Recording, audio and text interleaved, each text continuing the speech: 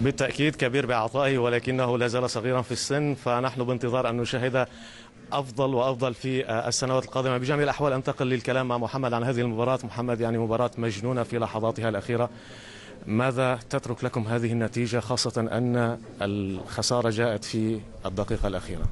لا والله الحمد لله. نتيجة مش كويسة، بس هنحاول نعوض هناك. اكيد بنلاعب فريق بطل اوروبا السنة اللي فاتت ومن اكبر الفرق في العالم، فاتمنى ان شاء الله ان احنا نقدر نعوض هناك، او يعني يبقى شكلنا كويس ونقدم شكل كويس.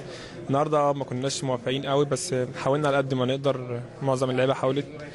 فاتمنى ان احنا ان شاء الله الماتش الجاي نعمل حاجة كويسة بإذن الله. يعني تكتيكيا هل كنتم تتوقعون أن يلعب رافا بينيتز بثلاثة لاعبين في قلب الدفاع، أن يقدم اللاعب دافيد لويز، مما قفل عليكم المساحات وضيق عليكم، وخاصة تسجيل الهدف الأول لتشيلسي؟ هل هذا ما صعب المباراة ولم تجدوا الحلول، لم تجدوا الإيقاع السريع الذي تتميزون به، ولم تجدوا المساحات لفرض أسلوب لاعبكم والضغط أكثر ربما؟ لا، هو طبعا الناس كله عارف ان فريق تشيلسي بيدافع بشكل كويس، ومن اكبر او من احسن الفرق في العالم بتدافع.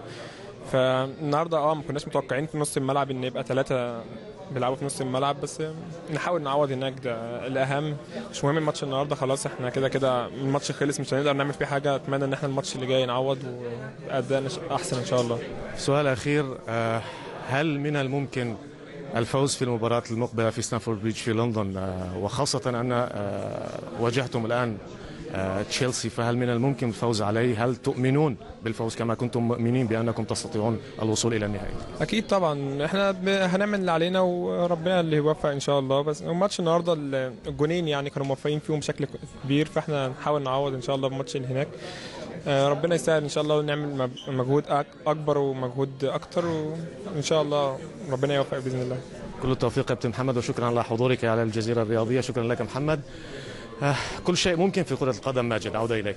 أكيد زياد، شكرا جزيلا لكل هذه التوضيحات. كنت متحدثا إلينا من بازل.